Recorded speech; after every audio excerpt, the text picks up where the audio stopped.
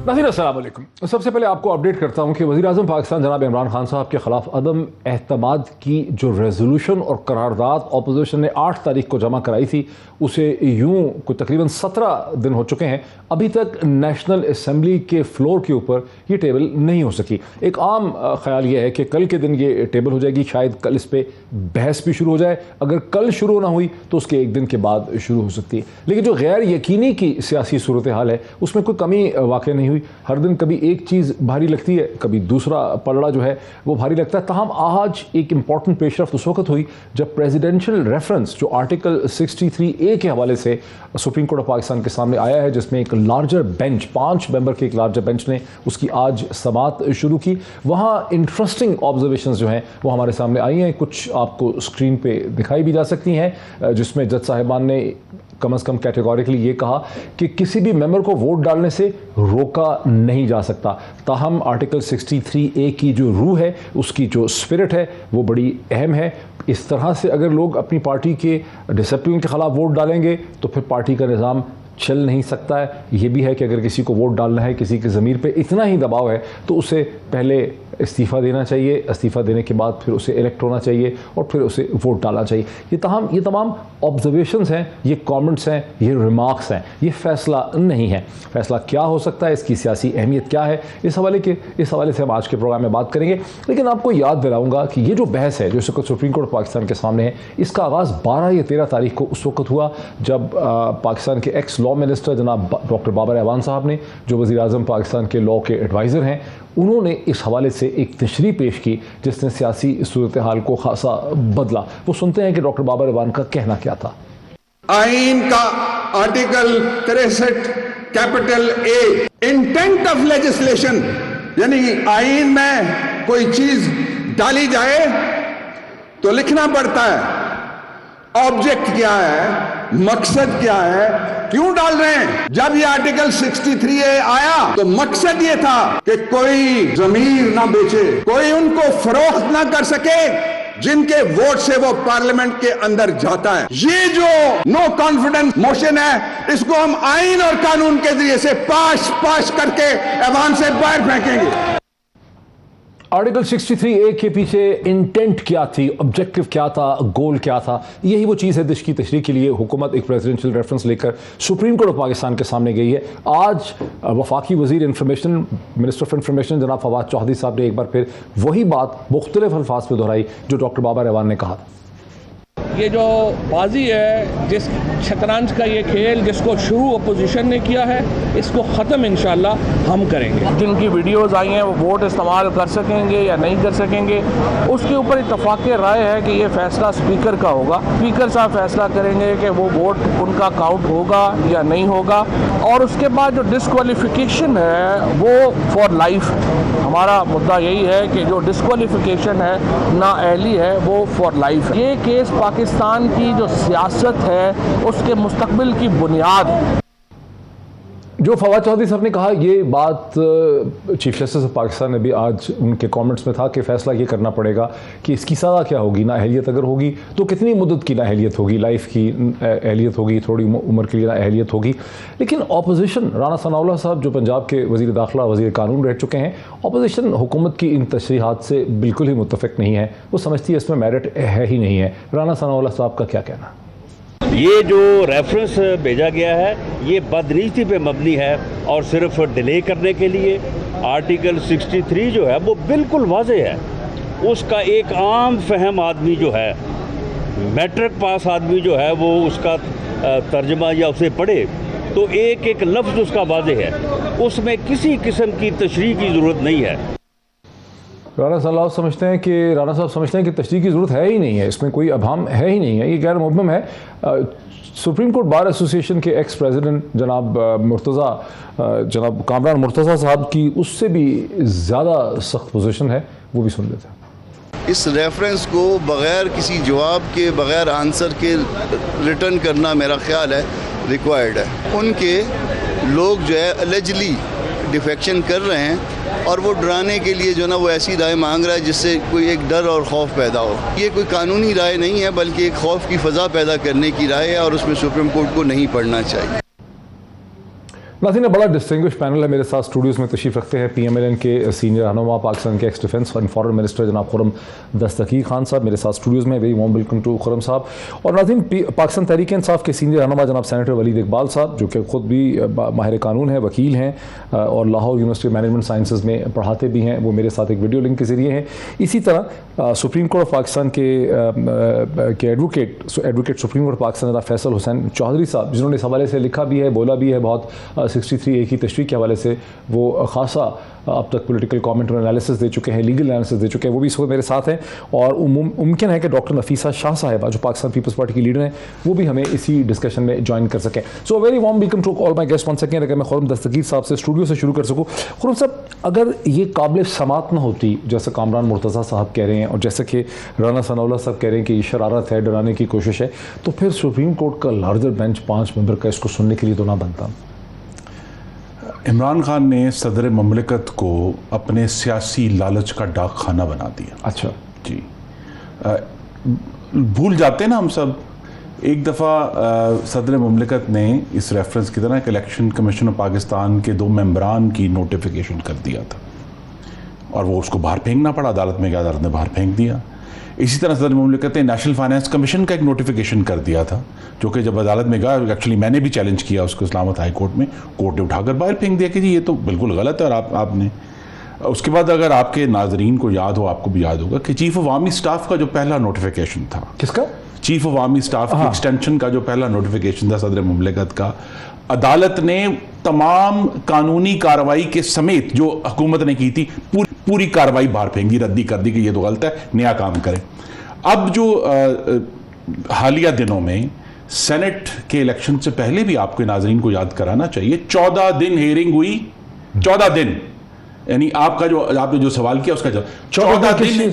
वो जब secret voting की हेयरिंग थी, आपको याद नहीं, इसी अटॉर्नी जनरल साहब ने 14 दिन लिए आर्गुमेंट करने में, उसके बाद अदालत ने उठाकर बाहर वो क्या था, हमें नहीं पता वो कि सीक्रेट बैलेट खत्म किया जाए। आपको याद नहीं है सदर ममलिकत? अच्छा, इन्होंने स्टैंड लिया था कि इसको खत्म करना चाहिए। तो उन्होंने इसी तरह का एक सियासी लालच पर मबनी सदारती रेफरेंस भेजा गया था, जो कोर्ट ने उठाकर, यही अब एक लेटेस्ट है कि एक 63A जो बड़ा क्लियर है। अच्छा, आप समझते हैं? और मैं आपके नाजरीन को मैंने जो बात समझानी है, नशिस्त से सुबक दोषी और नाअहली में बहुत फर्क है।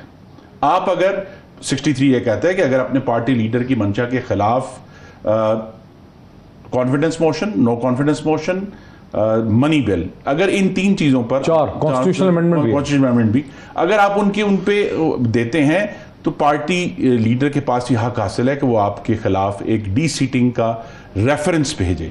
लेकिन इसका ये मतलब है कि वो ये नहीं है कि जी वो नहल हो गया, अब हुकूमत उसकी वैसे उसकी लैंग्वेज इस तरह की है कि वो नहल हो जाएगा, उसके बाद फिर स्पीकर और इलेक्शन कमीशन का कोई रोल नहीं है, उसके खिलाफ अपील हो सकती है अदालत में, सुप्रीम कोर्ट में अपील, एक्ट कंप्लीट हो जाएगा। देखिए, मेरी जो इस्तदा है, अच्छा, कि वो नशिस्त से सुबक दोषी, नाअहली नहीं है। हुकूमत का सियासी लालच क्या है, ये आपके नाजरीन को खुलकर पता होना चाहिए। हुकूमत का सियासी लालच ये है कि ये डर कि वो लोग जो इमरान खान के खिलाफ इंशाल्लाह वोट देंगे, जिनकी तादाद रोजाना बढ़ रही है, हाँ जी, उनके 14 से बढ़ चुके हैं, जिनको बहुत उससे दुगनी हो चुकी है, यानी वो जिनको शो कॉज नोटिस दिया 14 को उनसे ज्यादा है, उनसे बहुत ज्यादा है। अच्छा। आप देखें तो क्या होता क्या है, बात ये है कि जो तलवार उनके ऊपर लटकाई है कि अगर आपने ये वोट दिया, इमरान खान तो गए, लेकिन आप भी गए, आप जो हैं वो पूरी जिंदगी के लिए जो है वो नाहल हो जाएंगे, और 5 साल के लिए, ये नहीं, पूरी लाइफ लॉन्ग मांग रहे हैं, ये लाइफ लॉन्ग मांग रहे हैं, लाइफ लॉन्ग। अच्छा, अब ये हुकूमत का मुझे आखिरी बात, सियासी लालच है, डरावा है, जिसके अंदर को आज भी जब जरा सी सख्त सवाल हुए अटॉर्नी जनरल के पास, उनके पास जवाब नहीं था कि जनाब एक डी सीटिंग का ऑलरेडी उसके अंदर लफ्ज लिखा हुआ है, जबकि दूसरी जगहों पर डिस्क्वालिफिकेशन का लफ्ज है। तो आप थे वहां पे मौजूद? जी, मैं वहां मौजूद था। अच्छा, जरा ये दूसरा व्यू भी लेने दीजिए जनाब फैसल हुसैन चौधरी साहब, आपने यकीनी तौर पे आप भी मौजूद होंगे और आप इस हवाले से बहुत ज्यादा कमेंट कर चुके हैं, बहुत आपने इसको एक्सप्लेन भी किया, इसकी तशरीह भी की है। आपको क्या लगा कि आज सुप्रीम कोर्ट ऑफ पाकिस्तान में क्या इसको समझा गया कि ये गैर जरूरी किस्म का एक रेफरेंस है?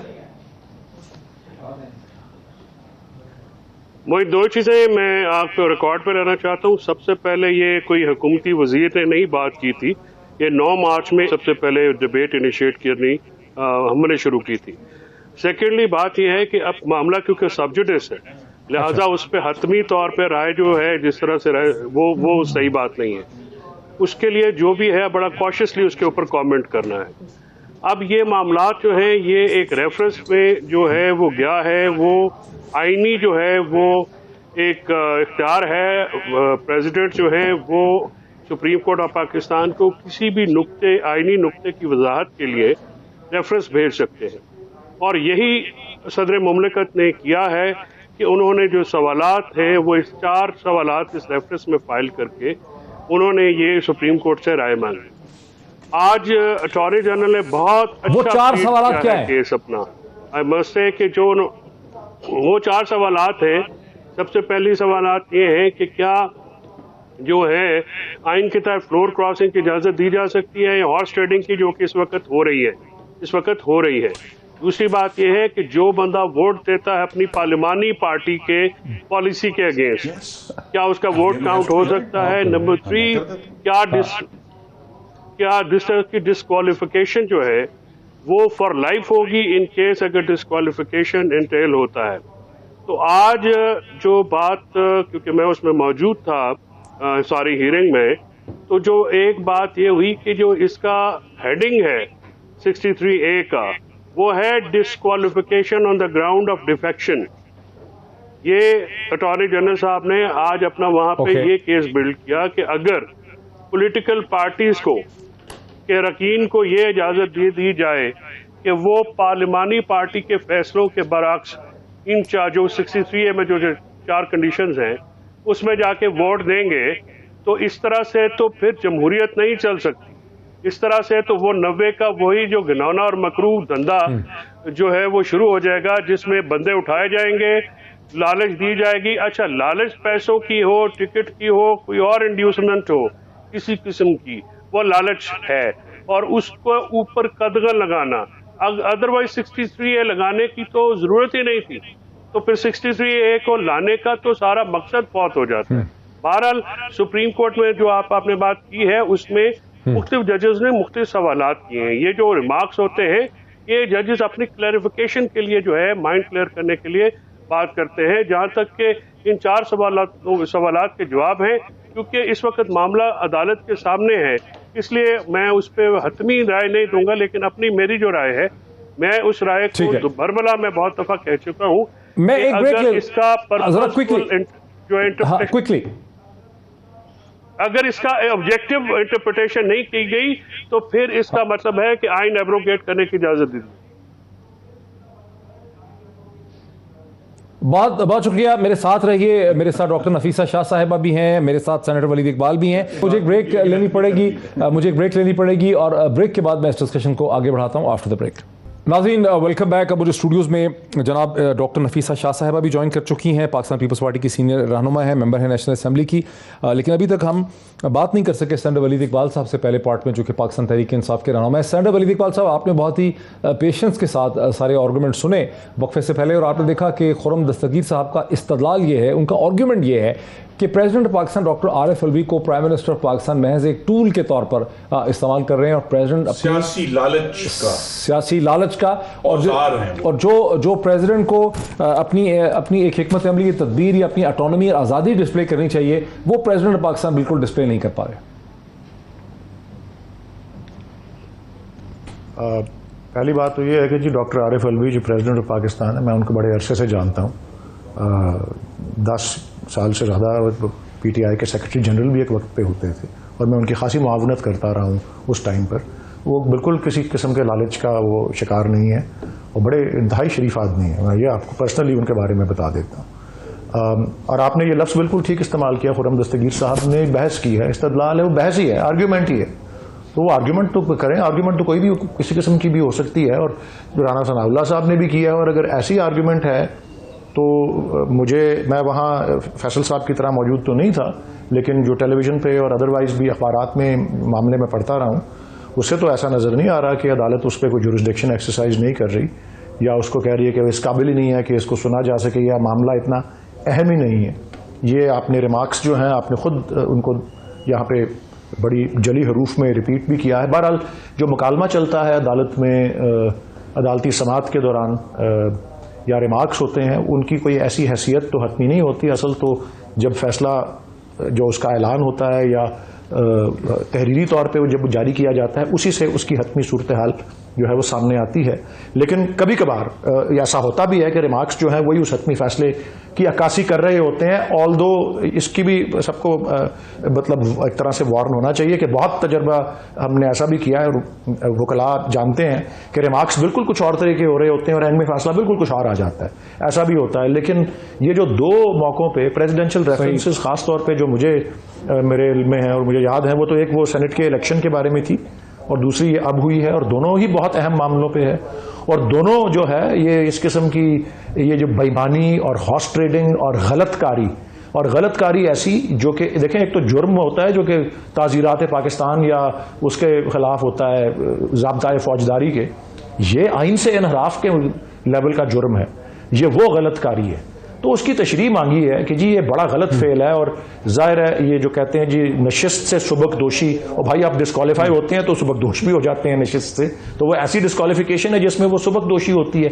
लेकिन सवाल कुछ ज़िम्नी है बीच में तशरीह के काबिल कि जी अगर ये इतना बड़ा जुर्म है, क्योंकि उसूल ये होना चाहिए कि बजाय आप इतने अहम मामला पे पार्टी के पॉलिसी के खिलाफ वोट दें, आप बेहतर है रिजाइन कर दें और नया मैंडेट ले लें, दूसरी पार्टी में चले जाएं, नया मैंडेट ले लें, वो बेहतर है कि बजाय आप ये गलत तो कहा भी है जज साहब। सवाल यही उठा है कि ये अगर गलतकारी अगर ये है तो फिर सवाल यही उठता है कि जी क्या इस गलतकारी को की इजाजत इस सूरत में देनी चाहिए? क्या ये तशरीह इसमें शामिल है कि वो वोट गिना भी जाएगा या नहीं?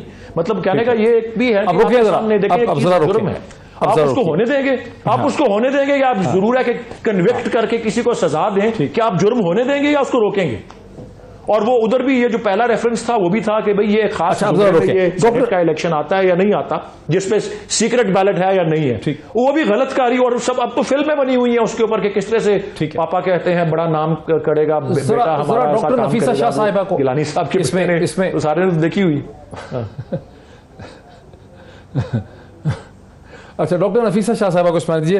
डॉक्टर साहब आपकी पार्टी तो बड़े वैलिड क्वेश्चन थे, मैं सिर्फ कह रहा हूं बड़े वैलिड क्वेश्चन थे। की पार्टी भी शामिल थी कानून बनाने में, 14वीं अमेंडमेंट से लेके 17th अमेंडमेंट से लेके 18th अमेंडमेंट तक पाकिस्तान पीपल्स पार्टी ने फ्लोर क्रॉसिंग के कानून को बनाने में, उसको इवॉल्व करने में, उस पर स्टैंड लेने में, कॉन्स्टिट्यूशनल डिबेट में हिस्सा लिया। अब आप क्या समझते हैं कि वो गलत था सारा आपका स्टैंड पॉइंट? देखिए, सबसे पहले तो मैं इनका ये जो इसको जुर्म से तशरीह दे रहे हैं ये गलत है। ये क्या है फिर? जुर्म है। अगर मैं अपनी, देखिए पार्लियामेंट जो है वो सुप्रीम है, पार्लियामेंट किसी पॉलिटिकल पार्टी के ताबे नहीं है। ठीक। तो अगर मैं एक पार्टी की अगर हिस्सा हूँ और मैं ये फील करती हूँ कि प्राइम मिनिस्टर जो है उसने परफॉर्म नहीं किया है, तो मेरा ये इस्तेकाक है या मेरा राइट है कि मैं उसके अगेंस्ट वोट करूं, या मैं कहूं कि the prime minister does not. Let me finish. Normal debate में तो ठीक है, लेकिन नो कॉन्फिडेंस में और मनी बिल में इजाजत नहीं है ना। Let me finish my argument. Parliament जो है उसका ये इस्तेकाक है, वजीर आजम डायरेक्टली इलेक्टेड नहीं है। ये जो जाके फलां डी चौक पर करूंगा, ये करूंगा, वो करूंगा, he is elected by parliamentarians, ठीक है, he is elected by MNAs। तो इवेंचुअल अख्तियार उसको डी-सीट करने का वो भी हर आइन में, तकरीबन हर पार्लियामेंट्री सिस्टम में the right to remove a prime minister rests with the parliament. अगर आप ये कह रहे हैं कि अगर तो एक जमात से मैं इलेक्टेड इग्नोर ही कर दिया आपने ऑलटुगेदर, लेकिन 63 फिर होता ही ना जो आप कह रही हैं, फिर 63A को 14th अमेंडमेंट में डालने की कोई कतई तौर पे जरूरत ही नहीं है जो आप डेफिनेशन दे रही हैं। देखिए उसमें आप अनसीट हो रहे हैं, आप अनसीट हो रहे हैं, लेकिन एक प्रोसीजर के तहत आप वोट डाल रहे हैं, which means the law allows you to exercise your vote. तो आप इसको गलत काम नहीं समझती? मैं समझती हूँ बिल्कुल गलत नहीं है। अच्छा। क्योंकि अगर ये इतना मार्जिन भी मेरे पास ना हो कि मैं वजीर आजम की अकाउंटेबिलिटी इज नॉट वजीर आजम की अकाउंटेबिलिटी, एग्जीक्यूटिव की अकाउंटेबिलिटी, अगर मेरे पास ये अख्तियार भी ना हो तो फिर 95 का आर्टिकल 95 की ज़रूरत क्यों पेश आई? ठीक। अगर एक वजीर आजम जो है वो मुल्क को नुकसान की तरफ लेके जा रहा है, उसकी पॉलिसीज़ डिस्ट्रक्टिव हैं, उसको एक मेगलोमेनिया हो गया है, वो समझता है कि वो बस नेकी जो है वो उसी से शुरू होती है और उसी पे ख़त्म होती है। अगर parliament in its wisdom decides कि भाई हमें ये ज़रूरत नहीं है, लेकिन अगर वो उस पार्टी का लीडर है और कोई उसको खिलाफ वोट नहीं कर सकता तो फिर आर्टिकल 95 की ज़रूरत क्या है? फिर वज़ीर आज़म की, एग्जीक्यूटिव की पार्लियामेंट अकाउंटेबिलिटी नहीं कर सकती। तो अगर वो नहीं कर सकती तो कर सकते हैं ना, जो उसके इत्तेहादी माइनॉरिटी पार्टीज हैं, जैसे पीएमएक्यू है, let's एमक्यूएम है, assume बाप है, let's जीडीए है, लेट्स अज्यूम कि उस लेट्स अज्यूम कि ये पीएमएलएन का दौर था जिसमें हमारी अपनी मेजॉरिटी थी। हाँ, तो फिर इसका मतलब है कि प्राइम मिनिस्टर इज उसके ऊपर 95 कुछ भी कर ले प्राइम मिनिस्टर। तो कैसे करेंगे आपके? डॉक्टर साहब बात देखिए, देखो होता बार-बार देखिए होता है कि इमरान खान साहब की उनकी पार्टी के ये गलत हर चीज का एक फिक्शन बना देते हैं, बहुत बड़ा धुंध फैला देते हैं कि जी गलतकारी हो रही है और वो हो रहा है। चंद दिन पहले अपनी पार्टी का इमरान खान साहब आप लेकर आए, 14th अमेंडमेंट आप लेकर आए, मुझे मिसाल देने दें, लेके तो आप ही आए ना, हम लेकर आए बड़ी। तो फिर क्यों लेकर आए?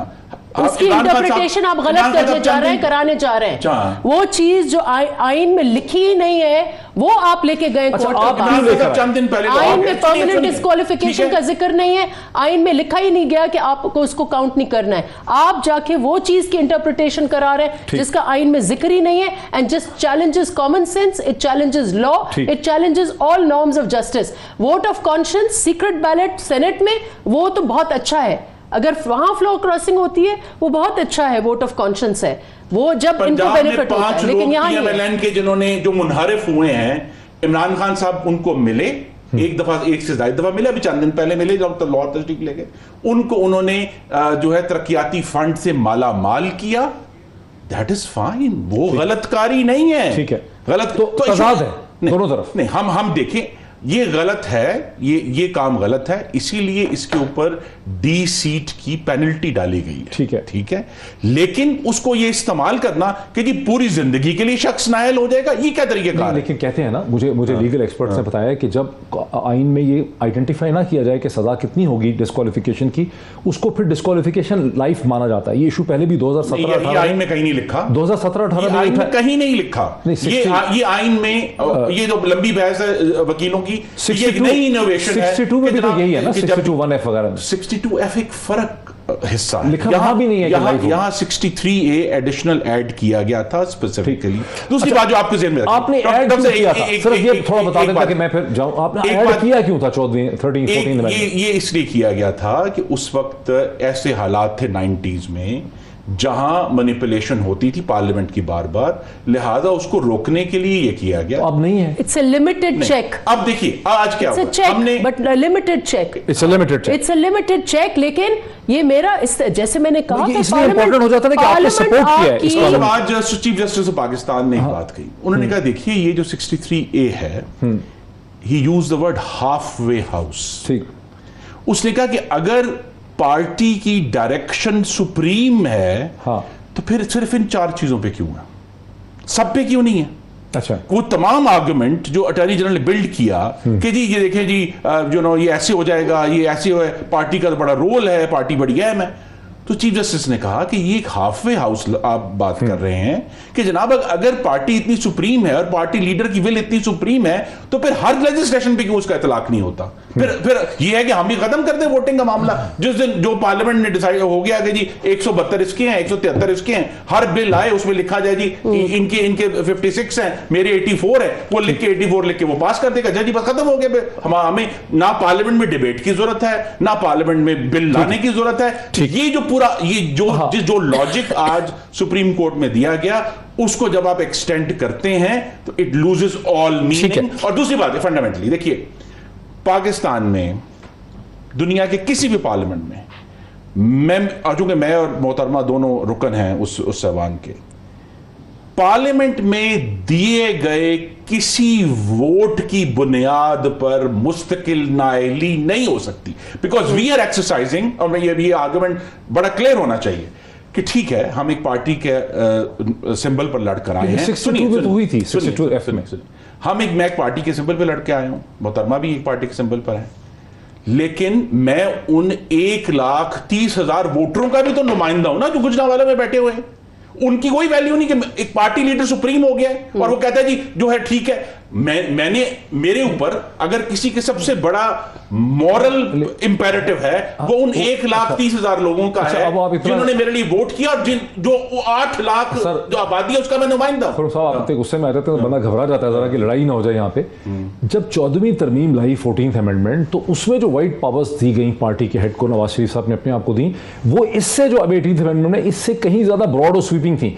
वहां नो कॉन्फिडेंस का नहीं मसला था, वहां इनडिसिप्लिन के ऊपर ही एक पार्टी के मेंबर को नवाज शरीफ साहब निकाल सकते थे। तो आपने तो बहुत ज्यादा पावर्स दी थी जिनको मुशर्रफ ने बाद में 17th अमेंडमेंट में कर्टेल किया। 18th भी तो आई ना जी, 18th में फिर थोड़ा सा बैलेंस हो, इसको दोबारा उसको बैलेंस किया। मेरा मतलब आपने तो ज्यादा ये इसको कहते हैं कानून का इवोल्यूशन, इर्तका है कानून का जो हो रहा है। अच्छा। लेकिन इस इर्तका में इमरान खान का सियासी लालच, जिसके लिए वो सुप्रीम कोर्ट को अब्यूज कर रहे हैं, हमें उस पर एतराज है। अच्छा, फैसल एक और point, जी, मैं जरा सर मैं वो अमेंडमेंट इस पार्ट में लेने तो देना। इसको अमेंडमेंट जो है वो हमारा इस्तेकाक है, कोर्ट का नहीं है, और कोर्ट अपनी एडवाइजरी कैपेसिटी में जो देगा, जो बाइंडिंग नहीं है पार्लियामेंट को। अच्छा जनाब फैसल चौधरी साहब, खुरम साहब का एक एतराज ये है कि चूंकि आप फवाद चौधरी साहब के भाई हैं तो ये लोगों को पता होना चाहिए कि आपकी ओपिनियन है। बहरहाल मैं तो समझता हूं कि आपकी अपनी एक ओपिनियन है एज ए कॉन्स्टिट्यूशनल एक्सपर्ट। आपने दोनों आर्गुमेंट सुने, आपका क्या इस्तदलाल है, आर्गुमेंट क्या है? मेरा ख्याल में ये दोनों नौजवान पार्लियामेंटेरियंस को 2010 की स्पीचेस पढ़ने की ज़रूरत है और थोड़ा लॉ पढ़ने की भी ज़रूरत है। ये बाइंडिंग ओपिनियन है, ये सुप्रीम कोर्ट अब वकला महाज केस में भी डिक्लेयर कर चुकी है, और ये क्योंकि पहले ये एक दूसरे के खिलाफ करते थे, लिहाजा ये एक बुरी बात थी। अब क्योंकि दूसरे के खिलाफ कर रहे हैं तो ये अच्छी बात होगी। देखिए, जो चीज़ अच्छी है वो तो अच्छी होगी, वो बुरी होगी तो बुरी होगी। हॉर्स ट्रेडिंग और ये चीज़ें जो हैं, ये एक ऐसा गन था 90s की, पूरी सियासत इससे भरी पड़ी है। और मोहतरमा डॉक्टर रफीसा शाह साहबा से ज़्यादा किसको पता होगा कि क्या क्या उस वक्त पीपल्स पार्टी की बेनज़ीर भुट्टो साहबा की जो गवर्नमेंट के साथ हुआ, उसके पीछे क्या क्या जो है वो अवामिल कारफरमा थे। जहाँ तक आपकी ये बात है कि जी क्या प्राइम मिनिस्टर के ऊपर चेक जो है वो चेक जो है वो पार्लियामेंट रखती है, पार्लियामेंट्री कमेटीज होती हैं, आपकी फ्लोर ऑफ द हाउस है। ये 4 जो आपने कंडीशंस जो हैं 2018वीं तरमीम में जो लागू की 2/3 मेजॉरिटी के साथ, और तमाम पार्टीज ने इसको सपोर्ट किया उस वक्त ये रुकवाने के लिए, क्योंकि वहाँ पे जो हॉर्स ट्रेडिंग और फॉरवर्ड ब्लॉक्स की जो सियासत थी उसके पीछे मतबा नजर था। अब ये सुप्रीम कोर्ट को ये जो है वो आसिफ जरदारी साहब ने भी रेफरेंस भेजे थे, उस रेफरेंस में उन्होंने जजेस को अपॉइंट करने का एक नुक्ता था जिसके ऊपर वजाहत मांगी। तो आइन में जो एक चीज़ दी गई है उसको जो है सुप्रीम कोर्ट के पास भेजना, और सुप्रीम कोर्ट का इस्तेकाक है कि वो आइन को इंटरप्रेट करे इस तरह से। जहाँ तक ये बात है कि आप आज ये बात बड़ी ये हुई, देखिए जो 63A में पार्लियामेंट्री पार्टी जो है, पार्लियामेंट्री पार्टी का डिसीजन होता है, लीडर का फैसला नहीं होता है। लीडर पार्लियामेंट्री पार्टी की जो फैसला है, जो मेजॉरिटी वहाँ पे पार्लियामेंट्री पार्टी करती है, उसकी डिसओबीडियंस के ऊपर डिफेक्शन जो है डिक्लेयर करता है, वो फिर जाती है इलेक्शन कमीशन के पास। सेनेट के इलेक्शन में जब ये बात आई थी तो उस वक्त अगर ओपन हाउस होता तो फिर ये शायद मामला। खुरम साहब कह रहे हैं ऐसा नहीं है, आप ये कह रहे हैं कि पार्लियामेंट्री लीडर जो है वो डिस्क्वालीफाइड, एक तरह से फैसला हतमी हो जाता है।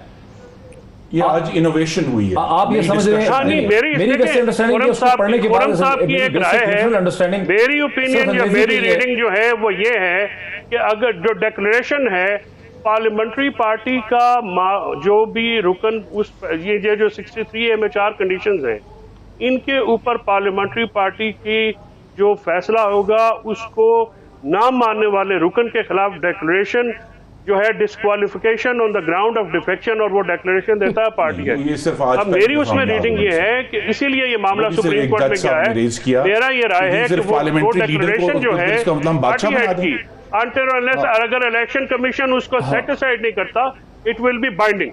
और ये जो डिक्लेरेशन की पावर दी गई है, अच्छा। ये इन्हीं 2 पार्टियों ने उस वक्त पीटीआई तो उसमें थी नहीं, 18वीं तरमीम जब की 2010 में, तो ये पार्टियां थी। उसके अलावा और भी बहुत सारी पार्टी, इनकी स्पीचेस आप पढ़ लें वो स्पीचेस की जो आप क्रक्स मैं भेज दूंगा। अच्छा, मैं ब्रेक ले लूं।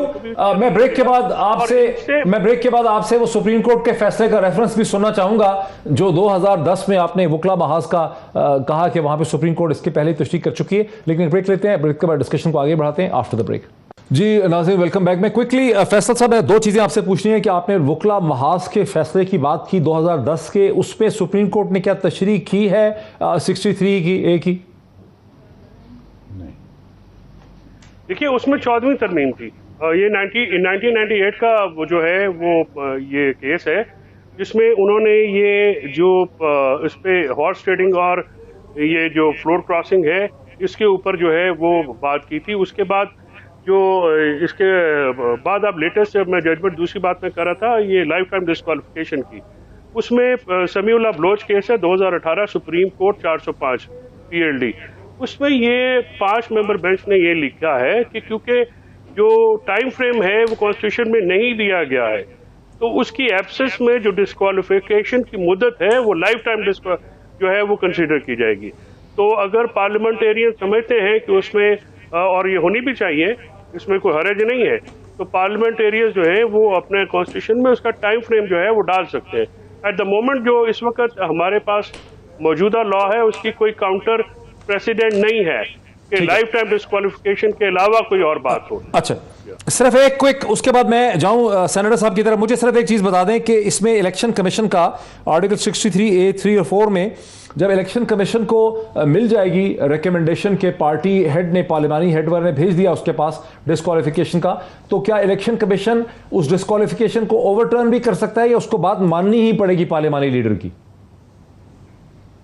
क्योंकि ये 18वीं तरमीम ने ये चेंज करके इन्होंने इलेक्शन कमीशन को इसी ये जो चेक है पार्लियामेंट्री जो पार्टी हेड के ऊपर वो इलेक्शन कमीशन की इसीलिए लगाई गई ना कि अगर आप वहाँ पे डिक्लेरेशन जो है वो जाती है, इधर तो अगर प्रोसेस फॉलो हुआ है और वो जो एलिगेशन है शो कॉज में वो ठीक है तो फिर तो वो कंफर्म हो जाएगा। एक आयशा गुलालई केस है अगर आपको याद हो, उसमें ये हुआ था प्रोसीजर नहीं फॉलो हुआ था, शो कॉज नोटिस नहीं, वो एक अलग मतलब मामला था, तो इलेक्शन कमीशन ने उसमें डिक्लेरेशन दी थी वो अपील भी हो गई थी। तो इशू वो इलेक्शन कमीशन की जो इंटरफेरेंस है या उनका वो चेक है वो पार्टी लीडर की यानी कोई विम्स पे या विपक्ष पे गुस्से में या डिसलाइकिंग के ऊपर जो है वो मामला हो तो उसमें प्रोसीजर ना फॉलो किया गया हो या कोई अपने विम्स पे ना निकाल दे, तो इसलिए फिर इलेक्शन कमीशन का जो है वो चेक लगाया गया जस्ट टू सी कि अगर प्रोसीजर फॉलो हुआ है तो आप, लेकिन और का लफ्ज इस्तेमाल हुआ है, नहीं लिखा हुआ यहाँ, उसमें लिखा है डिक्लेरेशन और अदरवाइज। हाँ जी सर। फोरम दस्तगीर साहब आप क्या कहते हैं कि चूंकि लिखा है कॉन्फर्मेशन और अदरवाइज? मैं चाहता हूं कि अंग्रेजी पढ़ दी जाए कि वो तो जाहिर है कंफर्मेशन, अगर तो डिक्लेरेशन की कंफर्मेशन होगा कंफर्मिंग द डिक्लेरेशन और अदरवाइज, या ये नहीं लिखा कि जी किस बुनियाद पर वो चेक करेगा, उसने कहा कंफर्मिंग द डिक्लेरेशन और अदरवाइज। उसके पास पावर है। वलीद साहब आपके क्या ओपिनियन है? सेनेटर वलीद इकबाल। अब नहीं इसमें वो तो जाहिर है अदरवाइज तो फिर 24 उनको एक स्पीकिंग ऑर्डर पास करना पड़ता।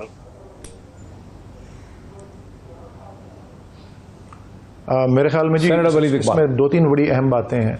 सबसे पहले जी 2-3 अहम बातें हैं और मुझे बड़ी हैरत हो रही थी, मैं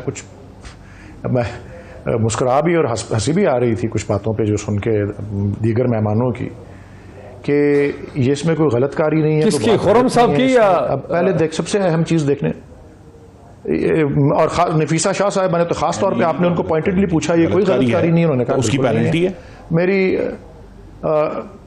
और इसलिए सबसे पहले देखने की जरूरत है, अहम है ये बड़ी अहम बात है कि 62 और 63 ये दोनों अहलियत के बारे में हैं, जो आईनी जो शिकें हैं और ये उनके साथ ही पाई जाती है और इसमें भी डिस्क्वालिफिकेशन का लफ्ज इस्तेमाल हुआ है, नाअहल होने का और डीसी याद रखें। ठीक है, तो इसमें भी इसका भी उन्वान यही है डिस्क्वालिफिकेशन ऑन ग्राउंड। कह रहे हैं कि 62 63 एक तो डिस्क्वालिफिकेशन 62 अहलियत है, 63 नाअहलियत है। हाँ जी, तो वो उसी ये सारा ओवरऑल एरिया तो वही है, ये वो उसी चैप्टर के अंदर है, उसी पार्ट में है, उसी महल्ले में है ये। और दूसरी बात, हाँ जी, अहलियत ना अहलियत और ठीक है डिफेक्शन उसी महल्ले ये जरा काइंडली डिफेक्शन का और डिफेक्शन का लफ्ज जरा इस पे भी गौर करें, इसका मतलब क्या होता है, इसके उर्दू में माने क्या होते हैं, इसकी अंग्रेजी में क्या तशरीह होती है। एलिजेंस को चेंज करना, वफादारी बदलना, मुख्तलिफ ज़ुमरों में आती है। अपने मुल्क को छोड़ के किसी दूसरे मुल्क के वफादार बन जाना, अपनी जमात को छोड़ के, अपने दीन को छोड़ के, इर्तदाद जो है ये भी डिफेक्शन का एक माने है, इनहराफ डिफेक्शन के एक माने हैं। मिसाल मैं दे रहा हूं सिर्फ कि हमारे दीन में क्या सबक है इर्तदाद का और सजा क्या है। इर्तदाद की मौत है, मुर्ताद की सजा मौत होती है, ये कहा जाता है ना। ये इतनी सीरियस चीज है, चले वो तो दीन के हवाले से है, एक रूहानी मामला है, ये तो दुनियावी एक सियासी मामला है, लेकिन ये कोई छोटी बात नहीं है। तो खुर्रम साहब ने और डॉक्टर नफीसा साहिबा ने ये कहा है कि हम ये नहीं कह रहे कि गलत नहीं है, मसला है कि इसकी सजा पे यही अब इसमें है ना, आप भी समझते हैं कि काम गलत है। नो आप नहीं समझते? मेरी अर्ज सिर्फ ये, मेरी अर्ज यही है, मेरी अर्ज यही है, मेरी अर्ज यही है। नहीं, मेरी अर्ज यही है। चले मेरी सवाल एक सेकंड, सुप्रीम कोर्ट के पास सवाल जो गया हुआ है वो ये गया हुआ है कि ये अगर इतना बड़ी गलत कारी है कि जिससे आप सुबक दोष हो जाते हैं, नाअहल हो जाते हैं, क्या इस किस्म की गलतकारी का वोट गिना जाना चाहिए कि नहीं गिना चाहिए? वो खामोश है, वो आर्टिकल खामोश है। ये ऐन मुमकिन है उसकी तशरीह ऐसे हो सके ना भी हो, लेकिन मुमकिन है हो भी सके। तो ये तशरीह मांगना इतनी बड़ी गलतकारी की को सजा वो तो है, लेकिन क्या वोट गिना जाएगा? वो सही वोट होगा, वो वैलिड वोट शुमार किया जाएगा जिसको इंसदाद के लिए, इस इर्तदाद के लिए, इस इनहराफ के लिए जो बनाया है जो 63A, ये मेरा सवाल है। और ये बिल्कुल ठीक किसको डालने से, काउंट करने से कोई नहीं रोक सकता। तशरीह मांगी जाए, जो भी आपने पेनल्टी डाली है वो बाद में डालेंगे आप, ठीक, वही तशरीह मांगी है, वो तशरीह मांगी है कि आप चले वोट मान भी तो फिर सजा की बात आ जाएगी फिर तो देना सजा। हाँ, तो सजा लाइफ डिस्क्वालिफिकेशन है, वो कहते हैं, आप कहते हैं सजा हल्की सी दें, 3 महीने नहीं, ये भी बड़ी अहम बात है। डी सीट का डॉक्टर साहब, ये भी बड़ी अहम बात है, ये बड़ी अहम बात है। ये चारों चीजें ऐसी हैं, ये चारों चीजें ऐसी हैं जिसमें ओपन वोट है, जब जो चीज इनमें ओपन वोट है, ये चारों चीजें ऐसी हैं, इसलिए ये काउंट हो सकता है। कुछ लोग किसी भी वजह से आपका टिकट लेके पार्टी हुकूमत गिरा देते हैं, उसके बाद वो सिर्फ 3 महीने के लिए डी सीट होते हैं, अगले इलेक्शन में वापस आ जाते हैं, तो आपने उनको रिवॉर्ड कर दिया, खास करके पैसे भी डाल है। Let the people of Pakistan decide. Pakistan decide. Pakistan के लोग कहां से डिसाइड करेंगे बेचारे? वो कहां है? Sovereignty lies with the people of argument इस Pakistan. बात के ऊपर है कि भाई एक शख्स ने अगर आइन ये कहता, उसका तो तरीका है ना कि रिजाइन कर दे और फिर दोबारा री इलेक्ट हो जाए। जी नहीं, वो वोट डाल के रिजाइन कर दे, चले। हाँ, वो वोट डाल के रिजाइन कर। आज आपको पता है ये रिमार्क्स भी दिए गए हैं सुप्रीम कोर्ट में कि भाई किसी ने करना है तो पहले रिजाइन पहले करना चाहिए, रिजाइन पहले करना चाहिए, उसूल ही यही है। आर्गुमेंट्स आप उठा लें, आइन का एक आर्टिकल मौजूद है, उसके तहत ना रुकन को वोट डालने से रोका जा सकता है, ना ही स्पीकर बहुत बड़ी गैर आईनी बदनीयती करेंगे अगर वो वोट काउंट नहीं करते, वो भी आइन की जो है वो अंडरमाइन करेंगे। एक दफा वो रिजल्ट आ जाए, उसके बाद आप कह दें कि जी अच्छा जी पीनल क्लॉज लगती है। इमरान खान साहब ने आयशा गुलाली के खिलाफ भी तो लिखा था ना, लेकिन क्या रिजल्ट हुआ? नहीं हुआ। इलेक्शन कमीशन ने जी डॉक्टर नफीसा शाह साहब, देखिए पहले तो ये अस्यूम करना नहीं, ये अस्यूम करना कि एक मेंबर डिक्लेयर करता है कि मैं इस वजीर आज़म या इस शख्स को, वो ये नहीं कहता कि मैं इसको वोट करूंगा या नहीं करूंगा, वो ये कहता है कि मैं आज़ाद हूं, मैं अपने ज़मीर के मुताबिक वोट करूंगा। अगर ये बंदा डिक्लेयर करता है, सारी अवाम सुनती है, ये क्यों अस्यूम करते हैं कि इसमें ब्राइबरी इन्वॉल्व है? Where is the proof? आप उस बंदे को जो कहते हैं तो जो कहता है कि मैं ज़मीर का वोट करूंगा, टिकट तो कह रहे हैं ना कि ऑफर करें सभी, तो टिकट ब्राइबरी है। देखें वो क्यों ब्राइबरी, टिकट क्यों ब्राइबरी? वो समझता है कि अभी उसका जो हल्के हैं उसमें लोग उसको खड़ा नहीं होने देंगे अगर इनकी सीट पर लड़े, तो उसने अनाउंस किया। But why is it immoral even to announce? तो बड़ा सिंपल सा सवाल है। Is it a bribery? लेकिन ये भी इस पानी की बोतल की एक मटेरियल वैल्यू है, इस प्याले की एक मटेरियल वैल्यू है, इस टेबल की एक मटेरियल वैल्यू है, इस पेन की एक मटेरियल। टिकट मिले किसी को एक पार्टी का, उसकी मटेरियल वैल्यू नहीं है। नहीं, मटेरियल वैल्यू नहीं है। पीटीआई की टिकट की कोई मटेरियल वैल्यू नहीं है, मटेरियल वैल्यू नहीं है। लेकिन ये horse trading, is it horse trading? Would you call it horse trading? Where is the monetary benefit? मेरे हिसाब से तो हॉर्स ट्रेडिंग है। जब आप उसको टिकट ऑफर कर रहे हैं, आप उसको इंसाइटमेंट करें, या तो वो कहे मेरा जमीर जाग गया है, मैं अब सियासत छोड़ रहा हूं, ये बुरे लोग हैं, मैं इनको छोड़ के। क्यों छोड़े वो सियासत? फिर वो देखिए, अगर सियासत में या मैं सीट से रिजाइन कर रहा हूं, सीट से रिजाइन कर रहा हूं, एक चीज सिर्फ बता दें, उससे बिल्कुल आया था, वो वादे पूरे नहीं है, वो सीट बाद में वोट के बाद रिजाइन करे। बात हो रही है, maybe it is in the national interest to be seat the leader of the house. इसका एक सिंपल लिटमस टेस्ट एस्टैब्लिश कर लेते हैं। नहीं मुझे नहीं, लेट मी नहीं, मुझे एक सवाल, नहीं एक सवाल मुझे बोलने दें नहीं, वक्त ही 2 मिनट रह गए। प्राइम मिनिस्टर साहब को क्या फिक्र है कि वो नो कॉन्फिडेंस फेस क्यों नहीं कर रहे? मैं एक आपसे सिर्फ एक छोटा सा काउंटर सवाल पूछना चाहता हूं। ये राइट डॉक्टर साहब, मैं एक सिर्फ छोटा सा आपसे सवाल पूछना चाहता हूं। डॉक्टर साहब, मैं सिर्फ एक छोटा सा सवाल आपसे पूछना चाह रहा हूं ताकि लोगों को पता चल जाए, क्या ये राइट आप पीपल्स पार्टी और पीएमएलएन के लोगों को भी देंगी, जो राइट आप पीटीआई के लोगों को दे रही है कि वो छोड़ के आपकी तरफ आना चाहिए? उनको है ये राइट हासिल कि नहीं है? जो कॉन्स्टिट्यूशन में नहीं लिखा वो आप इंटरप्रेट नहीं करा सकते। जो बड़ी अहम बात है ये है कि आम तौर पे कॉन्स्टिट्यूशन में क्या पीएमएलएन के लोग अगर ये करेंगे तो आप उनके बारे में क्या महसूस करेंगे? हुकूमतें ऑपोजिशन के मेंबर खरीदा करती हैं। ये पहली दफा हुआ है कि हुकूमती पार्टी ब्रेकअप हुई है बिकॉज हाकमियत का इमरानी जनाजा वलीद इकबाल साहब देने के लिए तैयार नहीं होते। देखिए, ये खुरम साहब के आर्गुमेंट में जान है, इसको रिस्पॉन्ड करें। देखिए जी, मैं सिर्फ आपको करना चाहता हूं कि रजा रबानी साहब का एक एग्जांपल है। एक मिनट, जब बीबी की तकरीर चलाएं, वो जो 24वीं तरमीम हुई थी, मैं बताना चाहता हूं, बीबी की तकरीर चलाएं और बाकी सारों को भी कॉन्फिडेंस, आप लोग सब भाग रहे हैं। हाँ, बात मुकम्मल कर ले, वक्त सामना करेंगे और डिफीट करेंगे। मैं अर्ज करना चाहता हूं कि रजा रबानी साहब ने 24वीं तरमीम जो मिलिट्री कोर्ट्स की थी, वो फ्लोर ऑफ द हाउस पर वो पड़े थे, लेकिन उन्होंने पार्टी से बेवफाई नहीं की थी। जमीर भी जागा हुआ था, लेकिन उन्होंने इनडिसिप्लिन नहीं दिखाया। वो खिलाफ थे मिलिट्री कोर्ट्स के, लेकिन उन्होंने 24वीं तरमीम के हक में वोट दिया जाके। ये डिसिप्लिन होता है पार्टी का, ये तरीका होता है। मेरे मुखालिफ पार्टी में है। अच्छा, वक्त मैं तस्लीम ये बहुत ही दिलचस्प पार्लियामेंट की मेहनत को सबक लेना चाहिए। वलीद इकबाल साहब का, डॉक्टर नफीसा शाह साहिबा का, खुर्रम दस्तगीर साहब का, इसी तरह फैसल चौधरी साहब का बहुत शुक्रिया। नाज़रीन, फैसला आपका। आज इतना ही, फिर आपसे मुलाकात होती है। बहुत शुक्रिया।